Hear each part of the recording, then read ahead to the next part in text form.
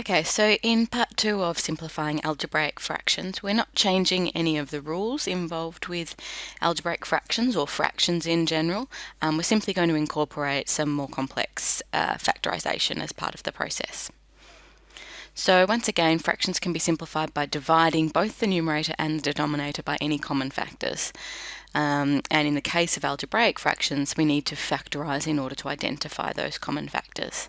And the fraction is in simplest form if the numerator and denominator do not have any further common factors. Okay, so here's an example. We've got an algebraic fraction, and it might be very tempting to see, 21 and 49, 7 is common there, and think, okay, well, I'll divide that by 7 and I'll divide that by 7, and yep, okay, and then you might start thinking, I'll cancel that x squared with that x squared, and you need to be very, very careful. Again, you haven't divided the numerator by anything. You haven't divided the denominator by anything. In fact, you've divided part of the numerator by 7, you've subtracted x squared from the numerator, you've done all sorts of things that are not quite okay. It's similar to if you had something like, I don't know, 5 plus 3 over 8 plus 6. So that is 8/14, which is 4/7. You saying, look, the 3 and the 6, I can cancel that down. And so therefore, what did we say it was? 4/7 is the same as 6/10 or 3/5.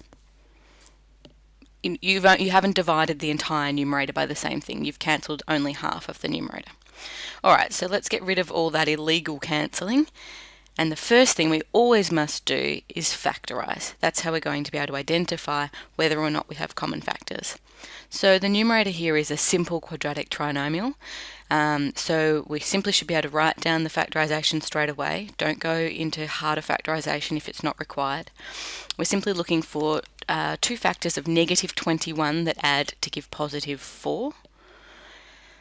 So we're going to have positive 7 and negative 3.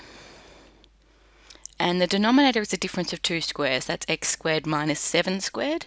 So we're going to get x plus 7, x minus 7. So now we can see that x plus 7 is common, so dividing both the numerator and denominator by x plus 7 is going to leave us with x minus 3 over x minus 7. There are no more common factors in x minus 3 and no common factors in x minus 7, and so there's nothing that could possibly cancel down. We certainly can't cancel down those x's. If you crossed out those two x's, what you've done there is subtract x from both the top and the bottom, and we know that from when we talked about numeric fractions a couple of videos ago, that subtracting the same thing from the top and the bottom of a fraction does not create an equivalent fraction. Okay, let's have a look at the next one. So again, we've got an algebraic fraction, two quadratic trinomials, a harder one on the numerator and a simpler one on the denominator.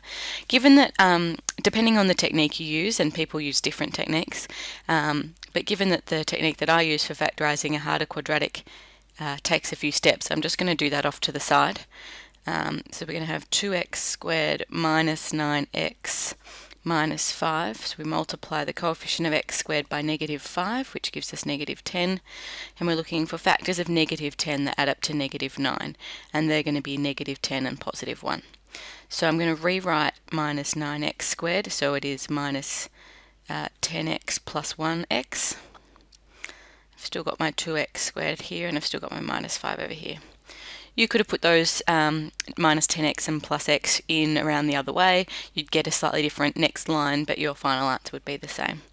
So then we're going to factorise by grouping. So we're looking for common factors in the first two terms, which are 2x, leaving us with x minus 5. In the second two terms, there aren't any common factors, so I'm just going to write plus 1 times x minus 5. 1's always a common factor. And now we can see that this bracket, x minus 5, that's the common factor. And when we take that out, we are left with 2x plus 1. Okay, so there's our factorisation. So let's go back over here now. So this factorises to 2x plus 1, x minus 5. The denominator is a simple quadratic, so it doesn't require all the steps. We're simply looking for factors of 5 that add up to negative 6, so that's minus 5 and minus 1. And now we see that x minus 5 is a common factor. dividing both numerator and denominator by x minus 5 is going to leave us with 2x plus 1 over x minus 1. Let's look at one more. Okay, so here we've got some negatives going on, and in order to factorise or to easily factorise the quadratic trinomial on the bottom, I would generally factor out that negative anyway. I think a negative coefficient of x squared sometimes makes things complicated in the factorisation. So, and also I've got a negative going on in the numerator.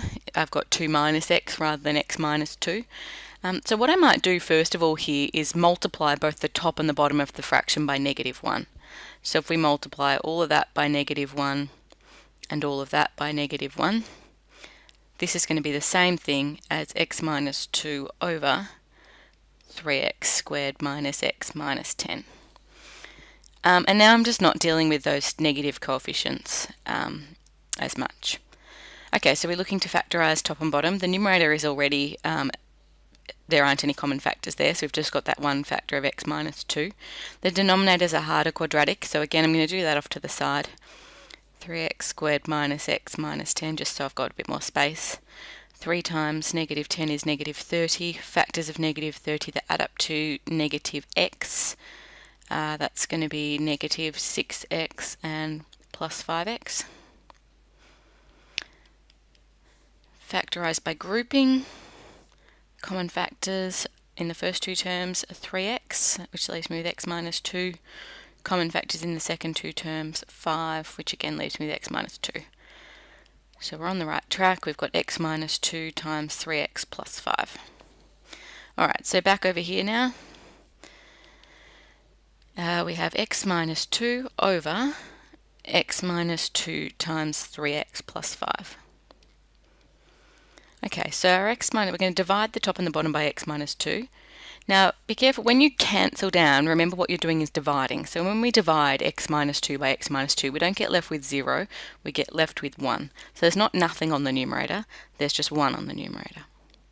So we have 1 over 3x plus 5, and there is our fraction in simplest form.